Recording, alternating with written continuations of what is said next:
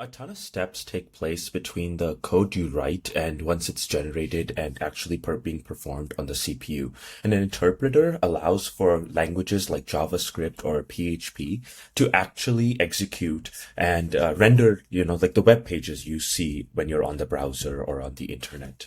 And so we're going to cover some of the main steps in an interpreter, although there's many that take place before it appears, like the code that you've written actually appears on your screen.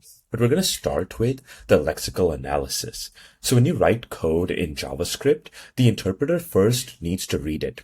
And the lexer, which is essentially the lexical analysis tool, is like the expediter who reads the order ticket and breaks it into meaningful pieces, like medium, rare, burger, no pickles. It takes your text like price equals 99.99 and says, okay, that's a variable name, an equal sign, and a number. And then the parser is the head chef who looks at those pieces and figures out what they mean together. And so that's going to be where you're going to be looking into syntax. And it's going to make sure that everything flows together. Like, we're storing a value when you look at price equals 19.99. And if you type garbage, like price equals space equals 19, the parser yells at you immediately. Just like a chef would if the ticket said burger, bun, no burger. It just makes no sense. And as well at the syntax level, you're going to be making the abstract syntax tree. And so once the interpreter understands your code, it needs to build a mental picture of how your whole code base works together. And this is like organizing all your food. So all your chopped onions are here, all your sauces are there, all your proteins are ready to go. And so if your code says total equals price times quantity plus tax, the interpreter creates a tree structure. So it says first multiply, then add. First make sure we have the price, then the quantity, and make sure we have tax. And it doesn't just cook anything like right away. It just gets everything organized, so it knows the order of operations. This happens really quickly. We're talking like milliseconds here, but it's crucial for making sure that 2 plus 3 times 4 equals 14 and not 20. Next, you have the execution engine, and here's where interpreters really differ from compilers. The execution engine reads your organized instructions and immediately does them, one line at a time. When it says print hello, it prints hello right then. When it sees a loop, it literally loops through each iteration before moving on.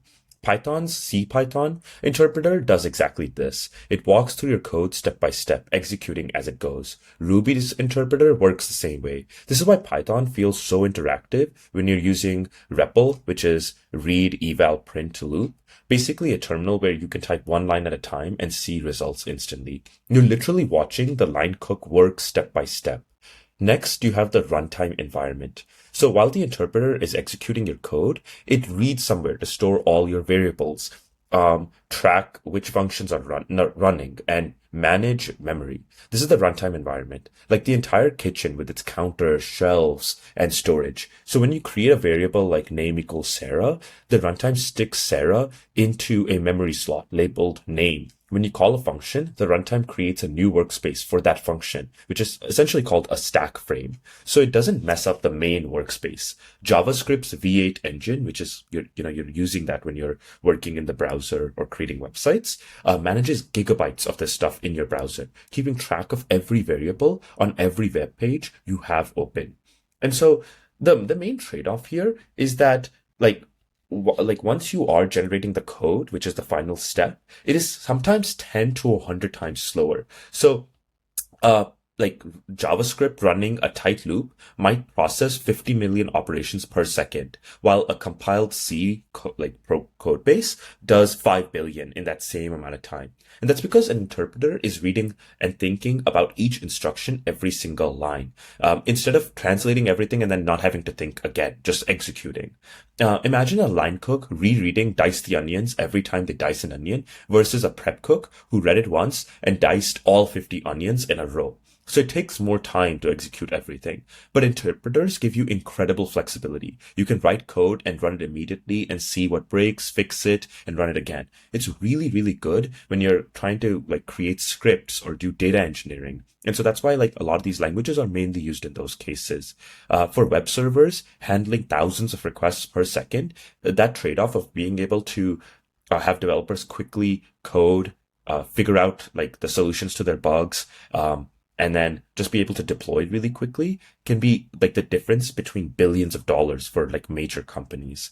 And so for analyzing terabytes of scientific data, you might want compiled languages like C or C++. But most cases, interpreted languages are fine. And in the real world, it's often they're using JIT, just-in-time interpreters.